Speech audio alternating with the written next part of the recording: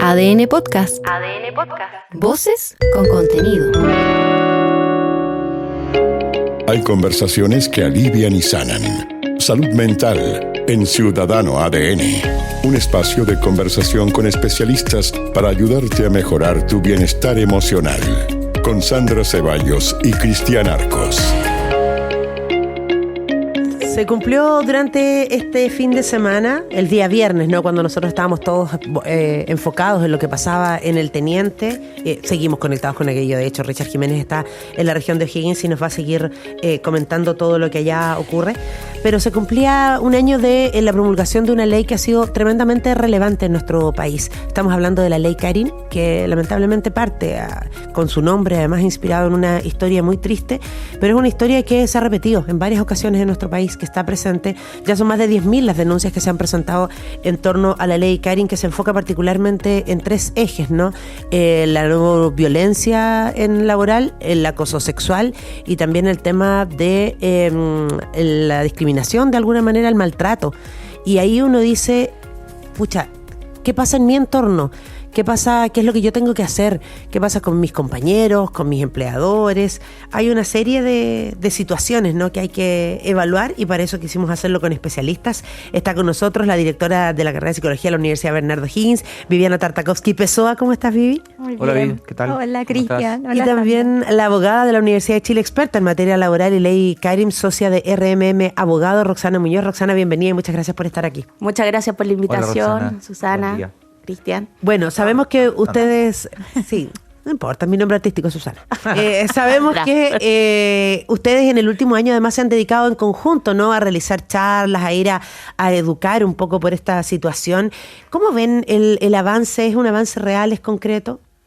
Es complejo porque si bien el espíritu de la ley tenía que ver, como tú bien decías, con distintas dimensiones y no solamente con las denuncias por ciertos temas como violencia, acoso, etcétera, últimamente la discusión ha tenido que ver solo con eso. Y la sensibilización ha estado poco frecuente y también había como una expectativa poco realista, ¿cierto? Como dice, casaron y fueron felices para siempre, que no se da. Es como lo mismo, porque en el fondo cambiar una cultura en la cual vivimos, cambiar una manera de cohabitar este mundo que está tan complejo, no es algo fácil, Sandra, me explico. Entonces hay mucha desilusión también y desesperanza en relación a lo que las personas pensaban que iba a pasar con esta ley. Entonces, a mi juicio, desde la psicología clínica, esta ley en el fondo, por una parte, tuvo esto de esperanza, que no era una esperanza realista, y la desesperanza. Por otra parte, también hay un énfasis más puesto en lo punitivo, ¿cierto?, en la sanción, más que en la sensibilización. Y conversábamos también antes, ¿cierto?, con la Roxana, como cuando vamos a hacer una charla, la gente se empieza a reír, es como ya otra vez, o no se coteja con las prácticas laborales que están viviendo. Y por último, yo diría que en el fondo hay ciertos vacíos legales que lo hemos conversado con Roxana, que también son importantes, y ojalá, ¿cierto?, se tomen las medidas al respecto para poder reparar esas situaciones, porque si no, sí, hay revictimizaciones, hay situaciones que son bastante más complejas y muy heterogénicas para la salud mental de los colaboradores y las colaboradoras. ¿Qué vacíos legales, Roxana? A propósito de lo que decía Vivi. Mira, yo creo que al respecto, más que vacíos legales, son vacíos que se dan en la práctica, propiamente tal, porque en el papel la ley funciona, de verdad, y funciona bien. El problema está en la aplicación práctica frente a una denuncia real. ¿Tengo que investigar todo en el sector privado? ¿Tengo que investigar todo? ¿Efectivamente el empleador debe hacerlo? Sí, la ley le prohíbe efectivamente hacer una admisibilidad de denuncia, situación distinta a que pasa, por ejemplo, en el sector público. Entonces, ¿qué es lo que pasa? A mi juicio, la ley estuvo pensada para que el empleador no tuviera la disposición de decir esto sí se va a investigar, esto no. Pero donde estuvo, como dice muy bien el dicho, echa la ley, echa la trampa, es que en el reglamento que emitió el Ministerio del Trabajo no estableció quiénes sí podían derivar investigaciones a la Dirección del Trabajo. Entonces nos vemos que multinacionales y empresas de más de 5.000, 6.000 trabajadores derivan investigación a la Dirección del Trabajo cuando eso realmente estuvo pensado para las pymes, para pequeñas empresas. Claro. Entonces tenemos más de 42.000 denuncias que colapsan al sistema privado. De esas 42.000 denuncias, 18.000 corresponden aproximadamente a temáticas de acoso, y de esas la Dirección del Trabajo se hace cargo de más de 9.000. Entonces, colapsan el sistema también empresas que tienen recursos para tener investigadores privados. ¿Por qué? Echa la ley, echa la trampa. Eso es solamente una especie de vacío que se puede dar. Un primer antecedente, ¿no? Y efectivamente, claro, uno dice además, los trabajadores que realmente se han visto o acosados laboralmente, o maltratados, o acosados sexualmente, tienen la seguridad de pensar que la denuncia que van a hacer va a ser o anónima o protegida por lo menos de alguna manera y que van a tener las posibilidades de avanzar en esto, o muchos precisamente a lo mejor por ese en boca de embudo que se está dando prefieren quedarse callados e incluso se están guardando montones de veces muchas situaciones. Acá yo quiero precisar algo. Para que realmente se active la ley Karin es imposible la denuncia anónima. Ya. Se debe efectivamente individualizar la persona denunciante y la persona denunciada. Entonces, ¿dónde se genera este problema? Porque, ¿es porque buscan algún acuerdo, una mediación previa o no? No existe mediación previa en el sector privado. La mediación se genera después de una investigación. Dale. Entonces, ¿qué es lo que pasa? Este es más o menos como la circunstancia que se da. La persona sufre el acoso, toma la decisión, denuncia, pero existe en el sector privado, la Dirección del Trabajo tiene 30 días hábiles para investigar, al igual que el empleador. La Dirección del Trabajo, por la carga, no puede cumplir esos plazos. El empleador debe de cumplirlo, si no, puede estar sujeto a multa. El problema es que las personas dicen, me siento yo el problemático. Entonces, si yo denuncio, corro riesgo que si la investigación no es sustentable, contundente, me desvinculen después a mí. Entonces, ahí es donde se genera la revictimización. ¿Qué tanto tengo que aguantar o qué tipo de pruebas debo de tener para que el empleador tome la decisión de tomar mi caso y también efectuar sanciones que sean también adecuadas? Porque muchas veces yo quiero que te sancionen. ¿Y cuál es la sanción? Una amonestación. Pero es lo que corresponde por ley. No toda sanción por acoso laboral va a ser una destitución o una desvinculación. Entonces, ahí es donde se genera el problema con la expectativa que hablaba en este caso Vivi. Y en ese mismo sentido, Vivi, todo ese tránsito, ¿no? Que puede ser más engorroso, más fluido, pero que es un tránsito igual. O sea, hay una cantidad de periodos que está bien, está establecido en norma y todo. ¿Cómo lo puede vivir, transitar, volviendo al mismo verbo, la persona que denuncia, ¿no? Porque debe ser un momento igual, como de angustia, como lo dice Roxana. Me van a decir a mí el conflictivo, conflictiva, después si no queda nada voy a quedar mal yo, o si no me echan me van a mirar feo para el resto del tiempo. ¿Cómo compatibilizar eso, no? Es muy complejo porque, como decía bien Roxana, ¿cierto? La DT hoy día está no hay personal que atienda todas las denuncias, y tiene que ver precisamente con que hay empresas que lo están haciendo bien también. Ojo con eso, yo también he conocido empresas que contratan, externalizan el servicio, se hace una investigación, a veces incluso se dice que no tiene que ver con ley Karin, tiene que ver con los tonos, y se hacen otro tipo de mediaciones, como decía la Roxana. Pero, Cristian, es súper difícil. A mí también el año pasado me tocó acompañar a una mujer embarazada, por ejemplo, que era maltratada por su jefatura, no denunció antes de los 3 meses, porque todas y todos sabemos que antes de los 3 meses uno no sabe si va a poder dar vida, ¿cierto? Va a poder llevar un embarazo a término. Se le pasó el plazo y, en el fondo, ¿qué pasa con esa persona? Pues, psicológicamente quedó destruida, ahora está viendo como si la están obligando a regresar al trabajo. Entonces, de alguna otra forma, esas personas tienen que buscar también ayuda profesional por otros sistemas que son pagados. Entonces, finalmente hay harta frustración producto de la revictimización. Y también yo te diría, Cristian, porque no hay redes también que soporten esa situación. Por ejemplo, si yo me agrede mi jefatura o me agrede quien sea, tengo pareja, tengo amigos, tengo amigas, tengo soportes sociales que me ayudan a sobrellevar esa probable revictimización que ojalá no se diera. Pero hay otras personas que están solos y solas. Entonces, de alguna forma, yo creo que como cada persona lo está viviendo, también va a tener que ver mucho con sus circunstancias. Pero uno de los graves problemas es ese, que no da abasto, ¿cierto? Procedimentalmente, como decía Roxana, lo que está ocurriendo, y eso genera, no sé, pues uno hoy día habla de ley Karin y te dicen, pero si no serviría nada, si al final es lo mismo. Claro, entonces eso es complejo. Fíjate que es súper ilustrativo varias cosas, ¿no? Y a lo mejor las preguntas son más para Roxana, porque nos está escribiendo gente. No, de hecho, es tanto que nos piden no dar el nombre de las personas, ¿no? Porque hay un temor, ¿no? Hay un temor. Pero te planteo el escenario, que son preguntas, ¿no? ¿Qué pasa si el empleador despide a testigos y también al denunciado? ¿Qué pasa con la investigación si es despedido? Y un tema que me parece súper relevante, ¿tiene fuero el denunciante? ¿Existe el fuero? Ya. Fíjate que el proyecto de ley, al principio el proyecto de ley generaba un fuero, pero para la persona que hacía la investigación. Entonces, esa circunstancia no quedó a cabo, no existe fuero durante una investigación en el sector privado, ni tampoco en el sector público con los sumarios. Lo que sí existe es que si la investigación la hace la Dirección del Trabajo y el empleador después te desvincula, entonces lo que se vulnera ahí es lo que se llama la garantía de indemnidad. Es decir, esa desvinculación en realidad no se debió a la necesidad de la empresa, sino que fue una represalia del empleador por la denuncia propiamente tal. Pero ¿qué pasa entonces si la investigación no la hace la Dirección del Trabajo, la investigación la hace el empleador? ¿Cuento con esa misma garantía de indemnidad? Lamentablemente los tribunales, como existe poca jurisprudencia al respecto, no han considerado la garantía de indemnidad dentro de los procesos de investigaciones internas.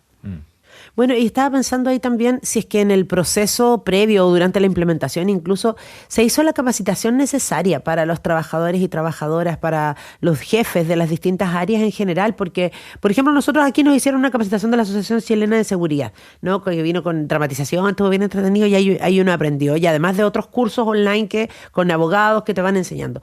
Pero yo no sé si todo el mundo ha tenido acceso a ello, porque si no tengo acceso, a lo mejor menos herramientas tengo para saber cómo enfrentar la situación, que ya me está afectando seguramente emocionalmente, psicológicamente, pero que además me hace temer de mi futuro porque puedo perder la pega.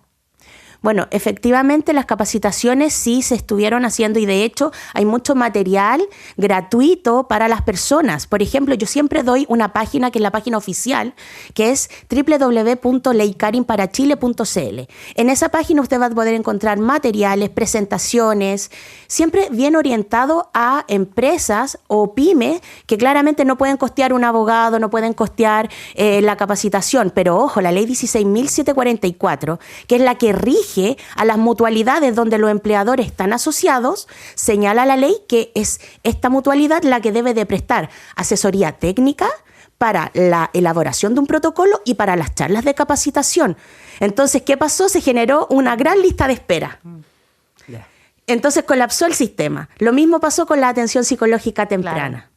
Y ahora si pensamos, por ejemplo, en la educación o cómo culturalmente hemos mirado esta ley, si es que efectivamente es un aporte o no, porque pensaba que se decía al principio, esta cuestión de acoso sexual va a estar lleno de acoso, a todo el mundo van a acosar, nadie va a poder decir nada. Y por el desglose, por lo menos que se ha entregado a un año de la ley, lo que más hay es acoso laboral.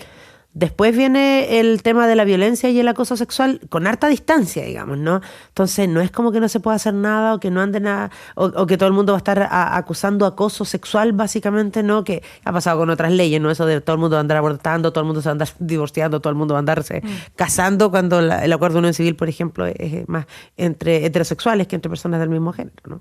Claro, es que yo creo que el colapso como decía, el colapso del sistema, a mi juicio, ha desacreditado la ley, que eso es lo triste para las personas que de verdad creíamos en el proyecto y que estamos convencidos de que los buenos tratos debiesen ser parte de las organizaciones laborales, familiares, sociales, de cualquier índole. Entonces, de alguna manera, Sandra, probablemente hay muchos quienes nos escuchan que no han tenido ese acceso a la ley o a una charla porque están en lista de espera, como decía Roxana, y eso ha tenido que ver también con falta de inyección de recursos para que aquello se dé. Y por otra parte también, cuando te escuchaba, Roxana, la gente se informa de boca a boca. Leíamos la otra vez que en el fondo el TikTok era la principal fuente de información de los chilenos. Entonces ha sido difícil también que los canales de comunicación formales, yo creo, bajen a las personas. Porque finalmente una mala experiencia, si alguien lo vivió como la persona que yo les conté que es real, después irradia eso y comenta, hoy odio me dijo el otro día a mí, yo casi odio la ley Karin Bibi porque yo le he pasado pésimo, se fijan, y tiene toda la razón. Pero en el fondo eso se comenta y al final el boca a boca es lo que genera más esta como de poca credibilidad que hay en los procesos que existen, como dice Roxana, pero que ha faltado la difusión y que han colapsado los sistemas. Yo creo acá que también hay que ver, como en este balance, hay que ver también la otra cara. Hace un año atrás no se hablaba de acoso, sin perjuicio de que el acoso sexual desde el 2005, ya a través de la ley 20.005, aparecía en nuestro Código del Trabajo, y desde el 2014 el acoso laboral. Pero desde el 2023-2024, con el proyecto de ley y ya la ley en sí, cuando entró en vigencia, comenzaron a hablar todo el mundo del acoso laboral, interiorizarse qué es, qué no es. Yo me recuerdo que en una entrevista me decían, pero Roxana, o sea, ¿es verdad de que si yo entro, no saludo a mi compañero, me va a poder denunciar por acoso laboral porque no lo saludé? Falso. También salió una especie de las 18 conductas que son un delito. Y todos me decían, oye, ahora se van a ir presos. No, la ley Cari, nadie se va preso. Entonces la ley no sirve. Claro. Entonces aquí la bajada de información es muy bueno, y también con quién nos vamos a informar, porque si escuchamos a abogados o a expertos que la ley es mala, no sirve y no se puede aplicar, la mayoría de ellos tienen intereses creados. Claro. Hay otros que también hay que tener cuidado, que para todo esto es acoso, autodespídase. Y también hay que tener cuidado porque no todo acoso da lugar para un autodespido. Sí, estaba pensando en, claro, las cosas que se dicen boca a boca, porque a Chile le iban a cambiar el nombre y nos iban a quitar las casas y todas esas cosas. Estoy bien inquieto porque nos sigue escribiendo gente. Fíjate que, por ejemplo, hay una persona que dice que le echaron. Dice, fue indicado como testigo en una demanda de Ley Karim, y además anunció que iba a ser parte del sindicato, que no estaba en el sindicato, anunció que iba a ser parte del sindicato, y bueno, le echaron a esta persona y a un par más. Entonces pregunta que ante eso, porque tiene la duda, ¿qué es lo que se puede hacer si la ley misma establece algo que se haya vulnerado, o puede ser un camino legal paralelo? Distinto. Acá la ley en sí no se hace cargo de ese tipo de circunstancias, sino que se hace cargo el Código del Trabajo, principalmente el artículo 485, para el amigo que nos está escribiendo, que es a través de los juicios de vulneraciones de derechos. Lo que ocurrió acá en este caso fue una vulneración de derecho, y ojo, nosotros dentro de la garantía de indemnidad, si es que, y es un consejo tóxico del día de hoy, si a ti tu compañero de trabajo te dice, oye, puedes ser mi testigo en el juicio, y tú estás con relación laboral vigente, tú tienes la garantía donde tu empleador no te puede desvincular. Si te desvincula, es una represalia. Claro. Entonces, si ocurrió eso, el plazo que se tiene para demandar son 60 días hábiles, es decir, de lunes a sábado, para interponer una demanda. Entonces yo le recomendaría que este cálculo lo haga desde la fecha de que la desvincularon, la fecha de la carta, que cuente estos 60 días y analice y busque asesoría para ver si puede interponer aún esta vulneración de derecho. Porque, ojo también, cuando yo voy a participar de un sindicato, yo tengo 40 días de fuero, 10 días antes de la formación y 30 días con posterioridad. De hecho, estaba leyendo varios mensajes que nos han llegado y que hablan también, bueno, de estas posibilidades que se tienen para poder hacer las denuncias protegidos, ya que no son anónimas. Nos queda claro, estamos aprendiendo todos aquí, junto a Viviana Tartakovsky, la directora de Psicología de la Universidad Bernardo O'Higgins, de la carrera de Psicología, y también Roxana Muñoz, abogada de la Universidad de Chile, experta en materia laboral, y Ley Karin, y socia de RMM Abogado. Y muchos concuerdan en que vamos a un punto que es cuál es el real estado de los trabajadores en nuestro país hoy día, ¿no? Mucho se ha hablado de la precarización del empleo, a veces que el empleo informal está afectando también las cifras económicas y sociales y desarrollo, etcétera, etcétera. Pero ¿en qué condiciones se están dando los empleos también en nuestro país hoy día, ¿no? ¿Existen las condiciones, por ejemplo, para que se sientan protegidos respecto a su salud mental, para que puedan comentar lo que les pasa? ¿Hay flexibilidad a propósito de, no sé, un sistema frontal y se tienen que ir, a lo mejor no tienen con quién dejar los niños si se suspenden las clases, y un largo, etcétera, para hombres y mujeres, ¿no? Por si acaso, que hay algunos que piensan que los niños los cuidan solo las mujeres. Entonces, efectivamente, ¿qué pasa con eso, no? Con la realidad laboral en Chile hoy día. Ay, es un temazo, porque en verdad yo creo que como que siempre se ve lo laboral, lo educacional, y como estamos tan segmentados en todo nivel, como que no se ve que uno es una persona que transita por distintos sistemas a lo largo de todo el día, ¿cierto? Desde nuestro trabajo, después somos mamás o papás, después estamos con nuestros amigos, etcétera. Y de verdad, Sandra, Chile está en una crisis de salud mental, o sea, no solo a nivel de niños, niñas y adolescentes, sino que también en las personas, ¿cierto? Los índices de ansiedad, de depresión, cada vez están más altos, no han bajado desde la pandemia. Entonces, desde ahí, si tú me preguntas, claro, es como caldo de cultivo para que se den más dinámicas relacionales agresivas. Cuando las personas dicen, hay más agresión, sí hay más agresión. Por otra parte, como hablábamos antes, este es un cambio cultural. En las generaciones anteriores a nosotros era muy normalizado que los niños los golpearan en los colegios, que el jefe te retara y agachar el moño, ¿te fijas, Sandra? Y yo te diría que hay también un tema de género que también lo incorpora la ley, que es súper delicado, y eso sí ha tenido que ver con las cifras que se han mostrado. Las mujeres siguen siendo las que más denuncian, ¿cierto?, este tipo de violencia, son las que son más víctimas, independiente del género. A mí me ha tocado jefas mujeres que son agresivas en el fondo, así que ahí no puedo decir nada. Y desde ahí yo te diría, es difícil y es complejo porque todavía no hay políticas públicas que permitan conciliar la familia y el trabajo, y menos aún que estén en nuestros discursos sociales, que es importante tratarse bien en los espacios laborales. Y todavía está este mito de decir, no le puedo decir nada al trabajador, no lo puedo corregir. Y eso, a pesar de toda la sensibilización, está más que hablado que no tiene que ver con eso, que tiene que ver con descalificar. Tú le puedes decir que su trabajo no estuvo bien hecho, pero una cosa muy distinta es decirle que es tonto, que es gil, no sé, cualquier descalificativo.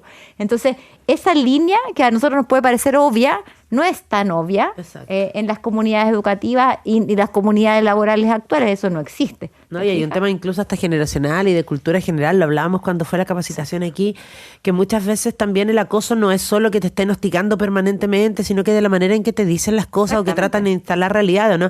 Nosotros venimos de una generación donde, por ejemplo, no sé, los horarios eran eternos y tenías que hacer horas extras, no importa que no te las pagaban, porque tenías que cuidar tu trabajo y hacer carrera, y si es que tú te quejabas o decías algo, hasta hay poco camiseteado. Claro. Y hoy día las nuevas generaciones no aguantan eso. Uno podrá decir, no, pero es que se van al extremo, no quieren hacer nada. Bueno, pues también hay los extremos no son malos. Me tenía que quedar 2 horas después, no los hago. Claro. Lo voy a desvincular, despídame, me tiene que pagar todo. No hay ese temor que existía antes, pero eso también es a nivel cultural. ¿Por qué? Porque a nosotros nos dijeron, estudia para ser alguien. Entonces uno estudió para ser ese alguien, y cuando llegaste al trabajo, resulta que tenías que demostrar que todo lo que invertiste valía la pena. Entonces me tengo que camisetear, como decía Sandra, y efectivamente ahora y hay otras generaciones que también están en otras jerarquías que tienen la carrera de la vida, hicieron la carrera dentro de la empresa. Entonces esa jefatura se encuentra con estos chicos que están recién ingresando al área laboral.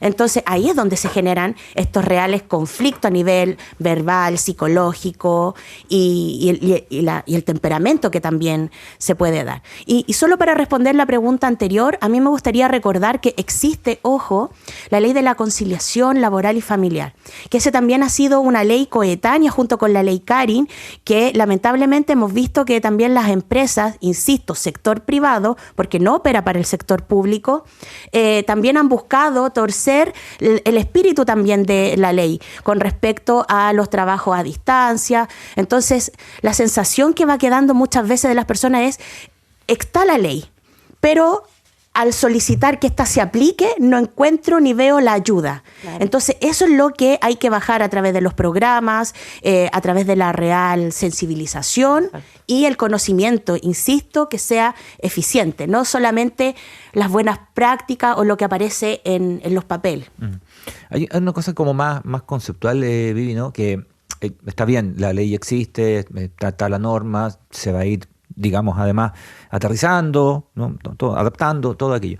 Pero lo hemos quizás conversado en otro espacio, ¿no? Pero yo siempre he dicho lo mismo. Yo entiendo que existe la ley y todo, pero lo veo como sociedad, lo veo muy fuerte, que tengamos que hacer una ley para buenos tratos. Claro. ¿No? Cuando se gestó la ley era algo que como que decíamos, como ¿hasta cuándo? Claro, como sí, ¿cómo no nos va a surgir ser buenas personas? Por un lado es medio desolador también. Sí, ¿no? Totalmente es desolador. Pero te fijas, Cristian, que yo creo que por una parte, también tomándome de lo que decía Roxana, claro, lo bueno de la ley es que releva estos temas. Seguro. Y también nos hace mirar eso que conversábamos la otra vez. O sea, qué terrible, que igual que bullying, no sé, lo vemos en todas las esferas. Claro, ¿se fijan? Claro. Cómo tenemos que hacer legislaciones para que la gente entienda que tratarse bien no es solamente bueno para ese trabajador, sino que también es bueno para la empresa. El otro día leí un estudio del incremento del PIB en aquellas empresas, ¿cierto?, que contribuyen a los PIB de Chile y que incrementaban su rendimiento incluso y que les iba mejor económicamente. Entonces, te va mejor económicamente, la gente está más contenta. Como decía Sandra, es más fácil que le diga, oye, te queda un minutito, sí, porque está comprometida, está camiseteada. Exacto. En cambio, y porque no es siempre. Y no es siempre, y se van turnando. Hoy día tú, hay un espíritu colaborativo.